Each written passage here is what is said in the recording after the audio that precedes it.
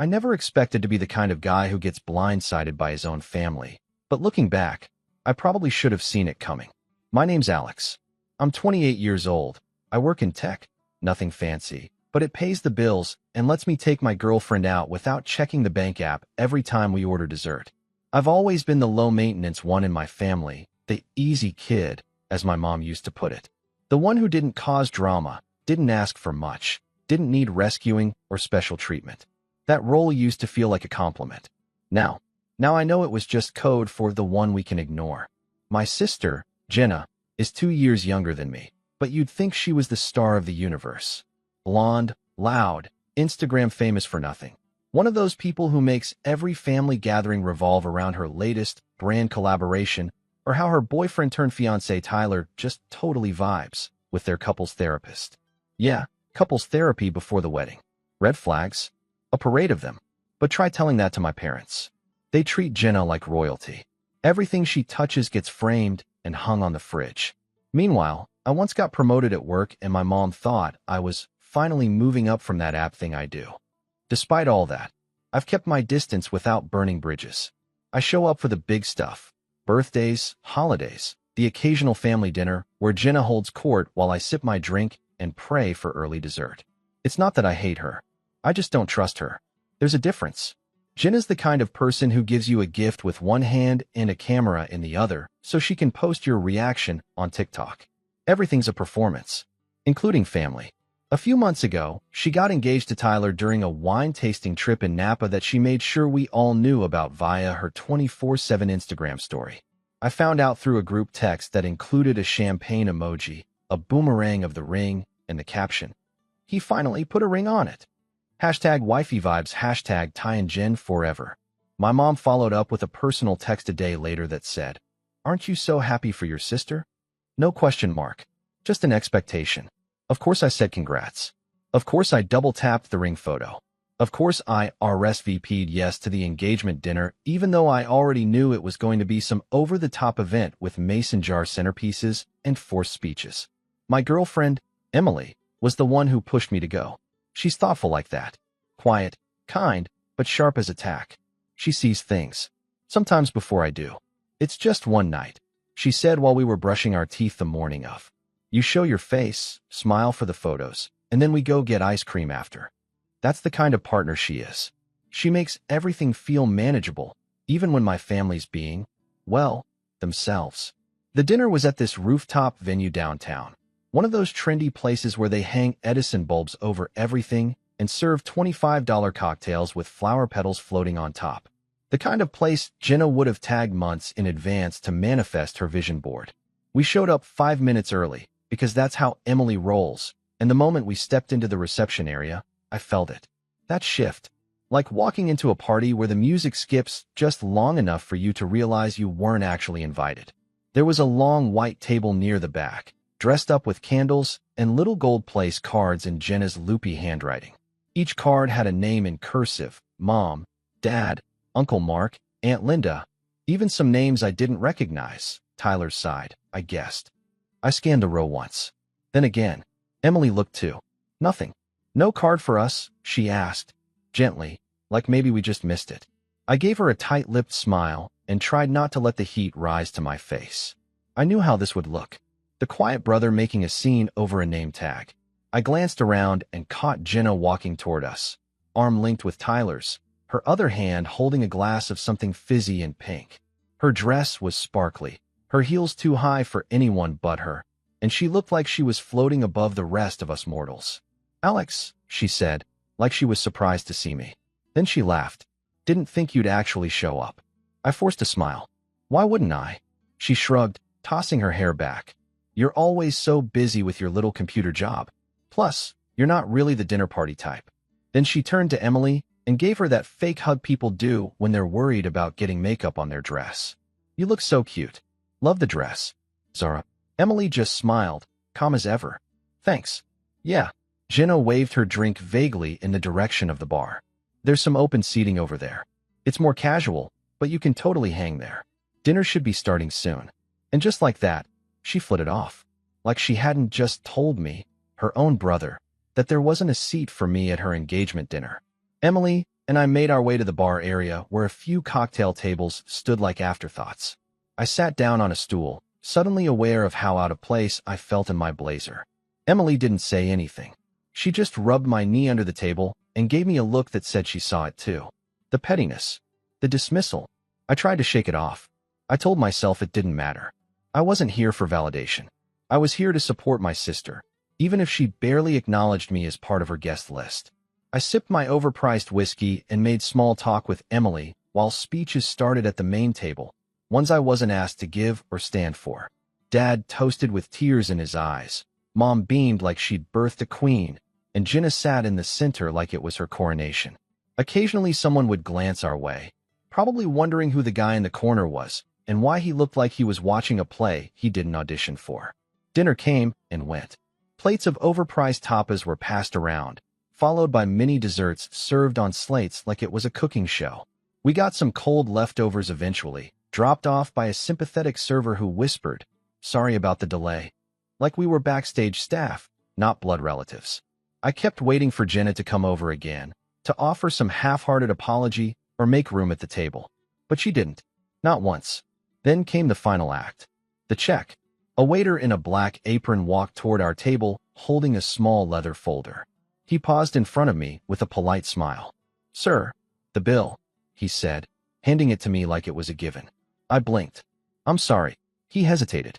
"The hostess said you'd be handling it." Before I could respond, Emily leaned forward, her voice soft but cutting. "We're not even on the guest list," she said with a smile. "Try the bride."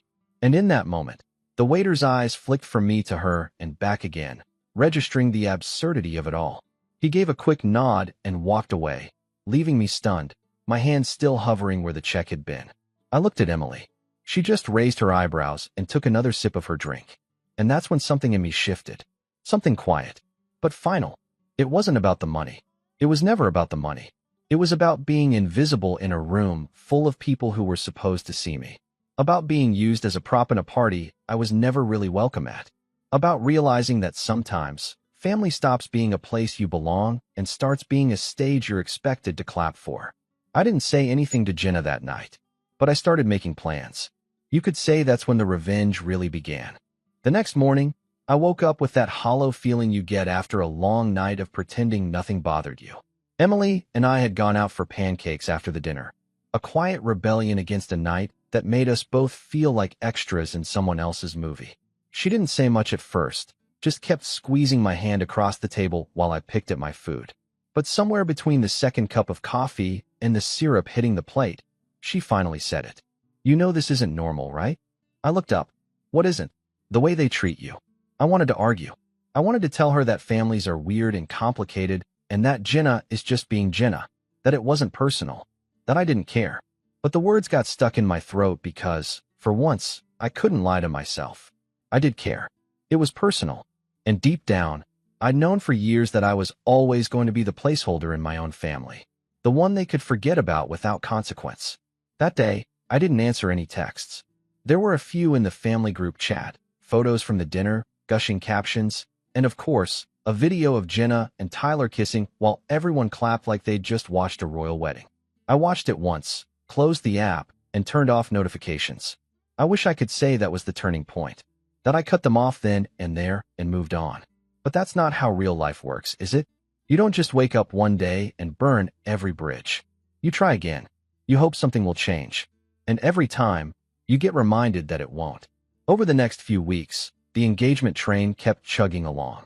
Jenna sent out save the date cards that looked like magazine covers. Her and Tyler holding hands on a beach at golden hour, all teeth and sunshine. Mine came 2 weeks late, bent at the corner like it had been tossed around a mail truck. It didn't even have my name on the envelope, just Alex plus guest scribbled in pen. When I asked my mom about it, she laughed like it was no big deal. "Oh honey, you know how Jenna is. She must have mixed up the envelopes. Don't be so sensitive." Right. Sensitive. That word always follows me around in this family like a bad smell. Jenna can throw tantrums in restaurants, guilt-trip our parents into paying her rent for 6 months, and post passive-aggressive quotes about cutting out toxic people when someone disagrees with her, but I'm the sensitive one. I kept my distance after that. Still replied to texts when necessary, still sent a birthday gift when Dad turned 60, still showed up to my niece's piano recital because I promised her I would. But I stopped engaging in the family fantasy. No more pretending I was part of the inner circle. No more asking for a seat at a table where I was clearly just the backup chair. Emily, bless her, never pushed. She just watched.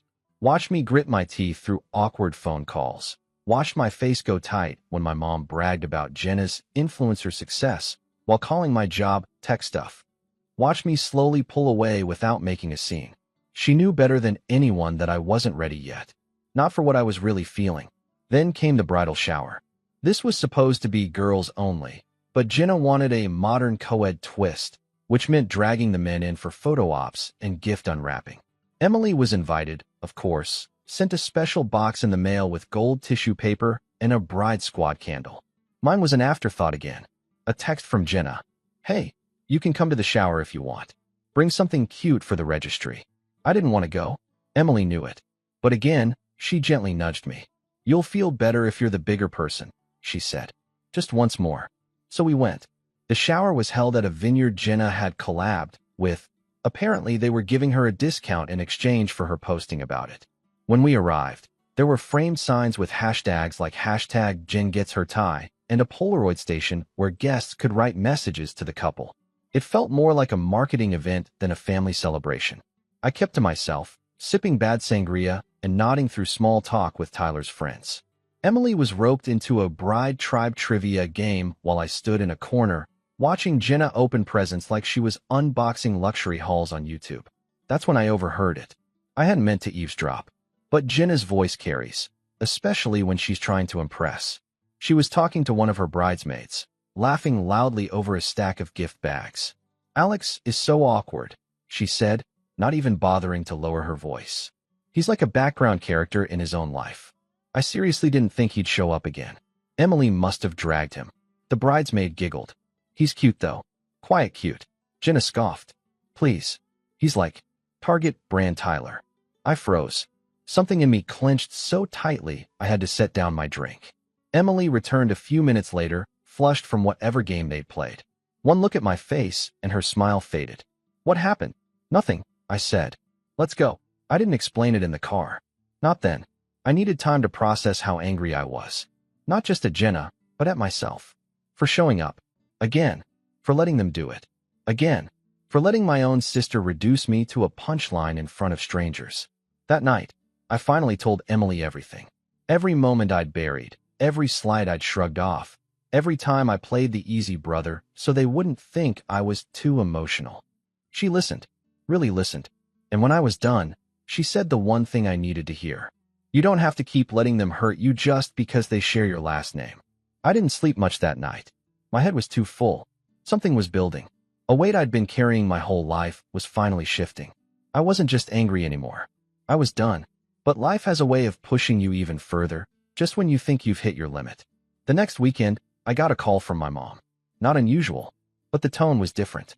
Hesitant, like she was trying to ease into something. Sweetheart, she started. Jenna had a little idea, and I told her I'd run it by you first. I braced myself. Okay.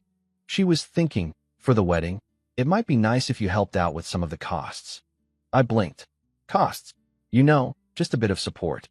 It's such a big event, and with everything going on, she and Tyler could use a hand. I couldn't believe what I was hearing. You want me to pay for their wedding? No, not pay, she said quickly. Just help. Maybe sponsor something? Like the photographer or the bar tab. You know, make it special. I stared at the ceiling, trying to keep my voice level. Mom, I wasn't even on the guest list at the engagement dinner.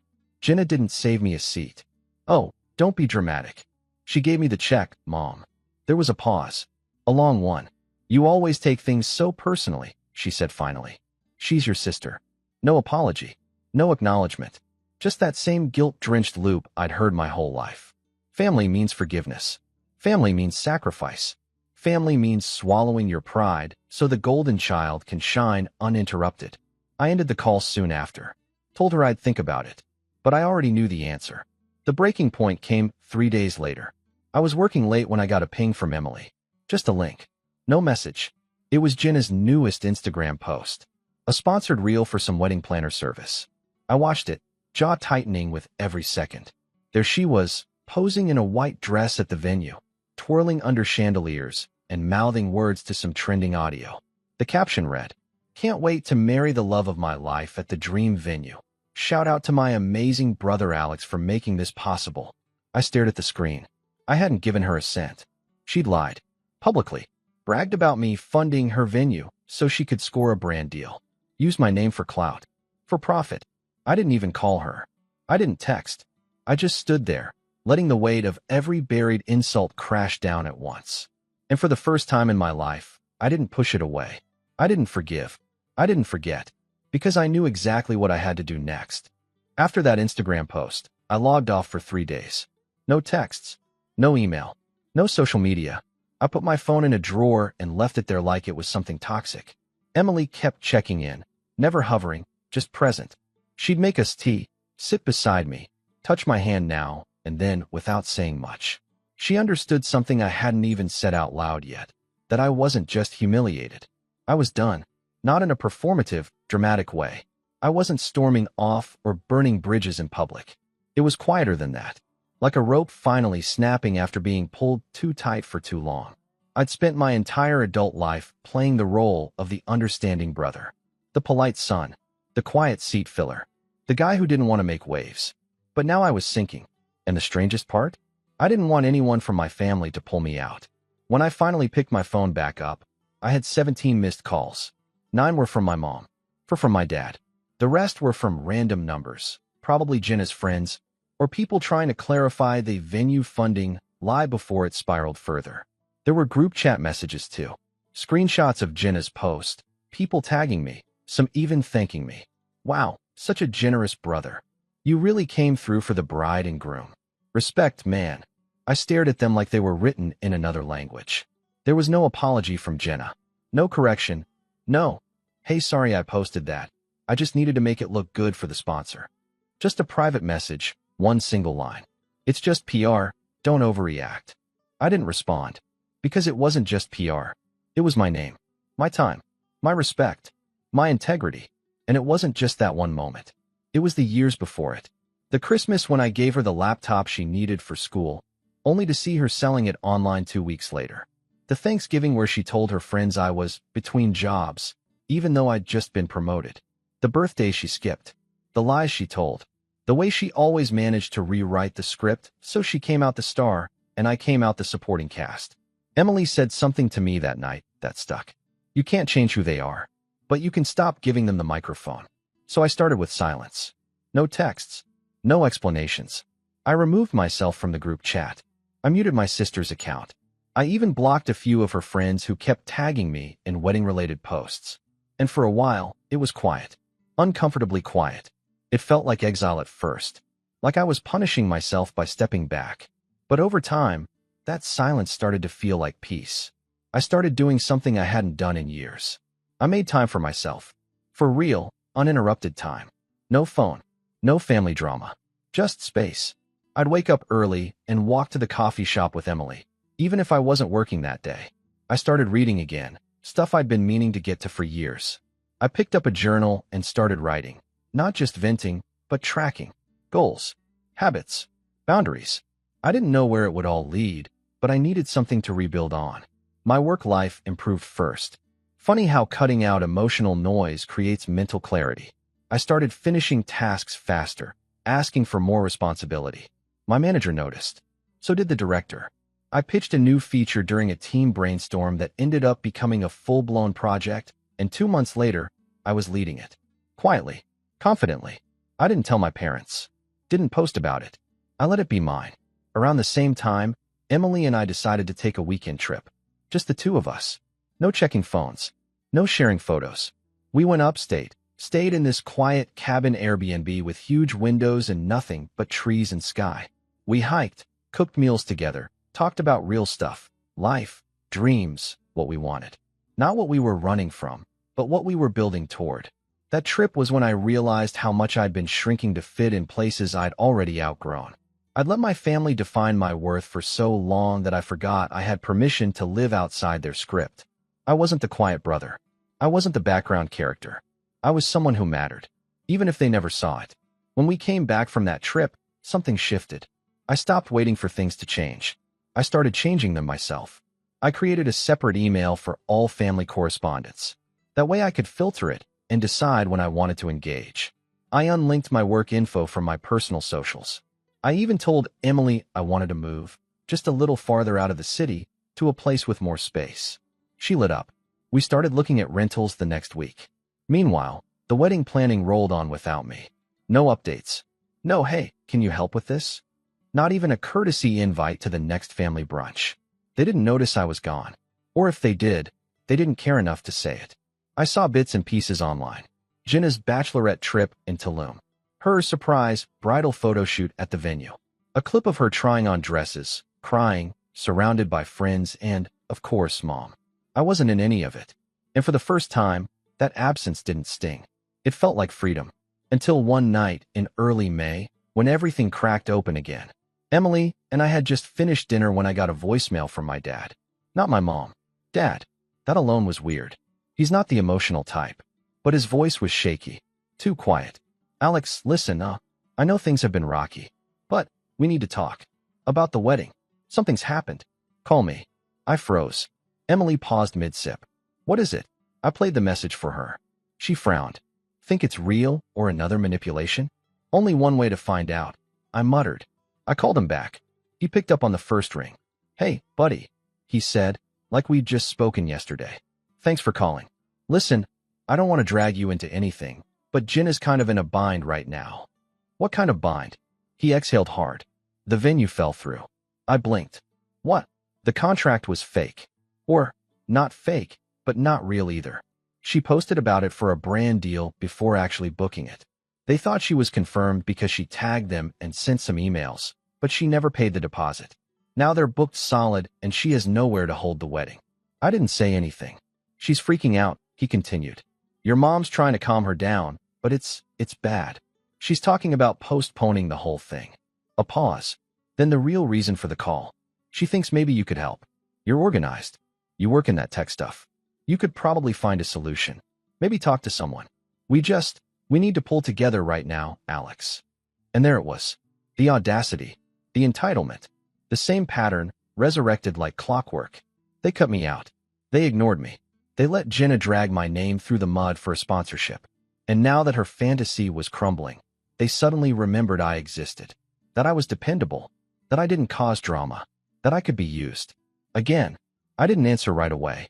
Emily was watching me closely. She didn't say a word. She didn't need to. Because we both knew. They hadn't learned a thing. And maybe it was finally time to teach them. I didn't say no. Not right away. I think that's what caught my dad off guard.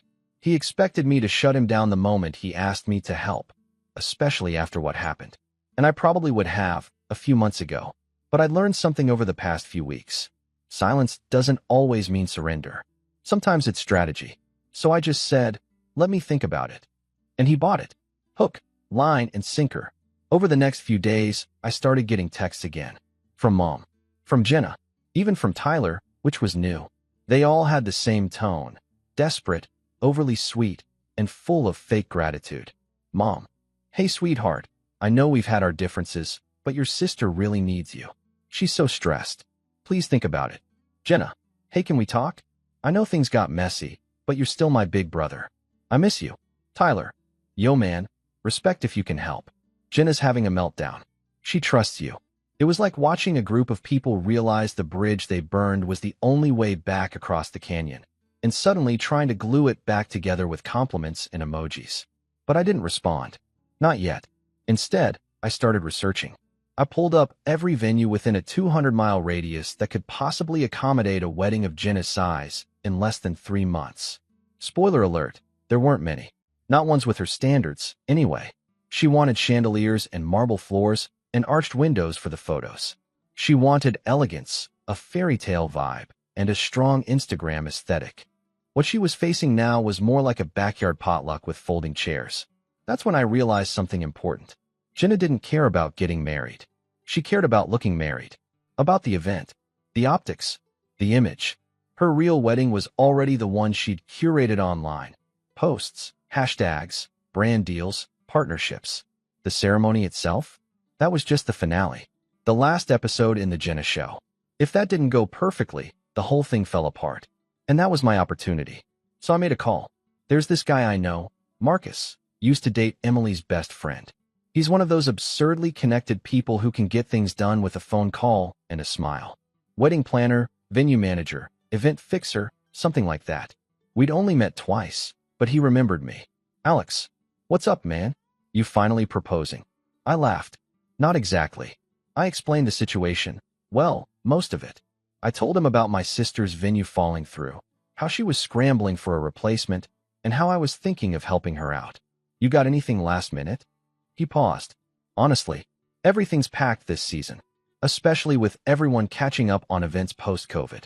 I've got like 2 weekends open at weird times. Weird how? Friday afternoons. Or Sundays at noon. Not exactly prime time. I nodded. Any places that look good in pictures? Doesn't need to be functional. Just photogenic. He paused again, longer this time. I might have something. He told me about this spot about an hour outside the city. A massive, stunning estate-turned venue that hadn't officially opened yet. Still in renovations, but photogenic as hell. Ivy walls. Grand staircase. An old conservatory with glass ceilings. The owner was taking inquiries for future bookings, but they weren't accepting any for this season. No way she'll get it, Marcus said. But if you say she has it. I smiled. That's all I needed. Next, I called my cousin Jake. Jake's a photographer. Good one too. Does weddings, concerts, proposals, even some commercial gigs. He's also been ignored by our side of the family since he came out 5 years ago, Jenna especially. She once told him he shouldn't make everything about being gay. At his own birthday party. I hadn't talked to him in a while, but when I explained what I was doing, he laughed so hard I thought he was choking. You want me to help sabotage Jenna's wedding? Think of it as art direction. He was in. Emily helped too, of course. She didn't ask for details. She just saw the look in my eye and knew I wasn't out for petty revenge. This wasn't about humiliating Jenna for sport. It was about breaking the pattern. Finally flipping the script they'd written for me since we were kids. We spent hours planning, outlining the pieces, the timing, the contingencies. I made spreadsheets. I created burner email accounts. I reached out to vendors and ghost reserved things in Jenna's name. Enough to make her believe she had options, but not enough to actually secure anything. I fed her leads through fake referrals. I made mistakes in forwarding confirmation emails. And she ate it up. Once I finally replied to her text, she was all gratitude and humility. At least on the surface. You're seriously a lifesaver, Alex. I don't know why we ever stopped talking. That one almost made me laugh. She didn't miss me. She missed the utility I provided. The reliability. The thing she could count on when everything else got too chaotic. So I gave it to her. I found her the perfect venue. I sent her photos of the estate Marcus had shown me. Empty, pristine, untouched. I told her I had a connection that could squeeze her in. I even mocked up a fake reservation email and added a PDF that looked like an invoice, with just enough real-sounding jargon to pass as legitimate. She didn't ask questions. She posted it that night. Another reel. More hashtags. So grateful to my big brother Alex for saving the day. We got our dream venue after all. I watched it with Emily over dinner, sipping wine and letting the irony wash over me. She leaned in. You're scaring me. I smiled. Good. A week later, Jenna asked me if I could help with the photographer too. I said of course. Then I sent her Jake's portfolio, under a fake name. Told her he was new in the scene, but hungry and talented. She fell in love with his photos immediately. Said they were ethereal. Said he captured authentic magic. She had no idea it was the cousin she once uninvited from her birthday brunch because he might make grandma uncomfortable. He agreed to do it. No hesitation. The plan was coming together. Then came the final piece, the gift registry. Jenna had gone overboard with hers. Items she didn't need. Overpriced appliances, cash fund, links for a honeymoon in Bora Bora. Tyler even added a PS5 and some designer sneakers. She posted it in the family group chat with a cutesy message. In case you're feeling generous. My parents donated $2,000 to the honeymoon fund. Meanwhile, Emily and I created a second registry under Jenna's name. Same website, same couple. But instead of luxury items, we filled it with stuff that looked normal at first glance, but got increasingly weird the deeper you scrolled. A gold-plated garlic press. A dog tuxedo, they don't have a dog. a $400 emotional support cactus, a set of matching adult-sized bibs, a personalized cutting board that said Tyler's Meat Zone. Then, at the very bottom, a framed photo of me. The caption read, "Because none of this would be possible without Alex." We set it to public and let it circulate. It took less than 48 hours for the posts to start trickling in. People confused, laughing, screenshots making the rounds. Jenna didn't notice right away. She was too busy posting stories of her dream cake tasting. But it was coming. The setup was almost complete. The pieces were all in motion. The venue that didn't exist, the photographer with a grudge, the registry that would slowly become a meme. All I had to do now was wait for the perfect moment, the day everything would fall apart. The wedding was scheduled for June 17th, a Saturday, the kind of warm, early summer day that Instagram brides dream of. Jenna had posted a countdown every single day for the past month, tagging vendors, sharing sneak peeks of her dress, but not too much, as she put it, just enough for hype, and making sure everyone knew it was going to be the event of the year. She'd posted the venue 3 times in the week leading up to it, always with the same caption, "Manifesting Magic," followed by a credit to me. I was the hero brother, the wedding fixer, the real MVP. My name was in the captions, in the comments, even mentioned in a wedding planning blog post she somehow got featured in. All built on a lie. Her followers, 43K at the time, were hyped. So was the family. My mom even left a voicemail, emotional and breathless. "Sweetheart, I'm so proud of you. You really came through for your sister. This wedding is going to be perfect." I almost felt bad. Almost. The night before the wedding, Jenna texted me 3 times. The last one read, "Can't wait to hug you tomorrow. You really saved us. I don't know how I can ever repay you." I didn't reply, because I already had the answer. The ceremony was supposed to start at 4 p.m. sharp. I arrived with Emily at 4:30. Not at the venue. That would have been impossible. We were sitting at a cafe 2 blocks away from the estate Jenna thought she had booked. Jake texted me right at 3:45. "Here. Nothing's set up." She's freaking out. They're all in the parking lot. I chuckled into my coffee. By 4:15, chaos had erupted. The estate wasn't even open to the public that day. The gates were closed. The owner, who knew nothing about Jenna or Tyler, had called security when an uninvited wedding party started wandering onto the lawn. I'd anticipated this. A week before, I'd sent an anonymous email to the venue manager from a dummy account, warning them of a rogue influencer who might try to use the grounds without permission. I attached screenshots of Jenna's posts claiming she had the space reserved. They weren't pleased. Security was waiting. At 4:18 p.m., Jenna posted a story, just a selfie with the caption, "Some venue drama, stay tuned LOL." Her tone was still light, performative, still hoping she could spin it. But things unraveled fast. Guests were calling. Vendors were late and confused. Tyler's groomsmen started sweating through their suits. Grandma was wheeled out of the sun and back into the air-conditioned van. The bridesmaids, all 5 of them, stood around holding fake bouquets meant for a ceremony that wasn't happening. And Jenna was panicking. At 4:32, she called me. I didn't answer. She called again, and again. Then she texted, "Alex, where are you?" I muted my phone. Emily looked over at me, one eyebrow raised. "She still thinks you're coming? She still thinks I'll fix it." By 5 o'clock, guests had begun leaving. Jake kept texting updates, along with pictures, wide-angle shots of the crowd dispersing, a full 180 from the aesthetic Jenna had planned. The best one? A candid of Jenna standing by the estate gates, holding her dress up off the gravel, mascara smudged, screaming into her phone while Tyler stood behind her, rubbing his temples like a man reconsidering everything. I sent that one to Emily's phone so she could keep it. By 6 o'clock, it was over. No backup venue. No ceremony. No magical reception under twinkling lights. Just 200 people left confused, frustrated, or mildly entertained. Some even posted on social media, calling it the influencer wedding that never was. Hashtag Jen and Tyler trended for the wrong reasons. That night, she posted a black screen to her story with a single sentence. "Respect our privacy at this time." I laughed so hard I nearly cried. The fallout came quickly.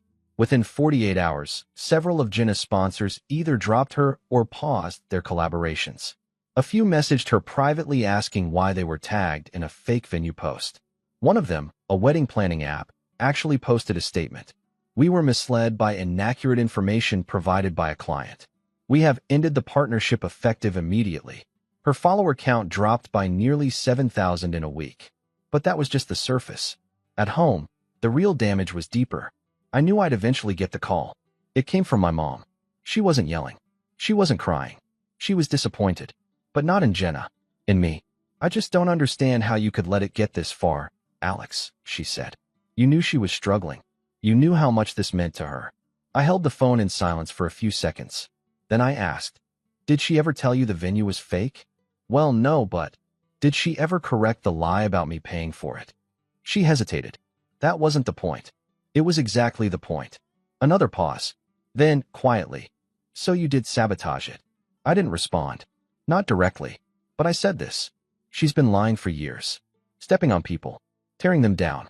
And you never stopped her. You encouraged it. You rewarded it.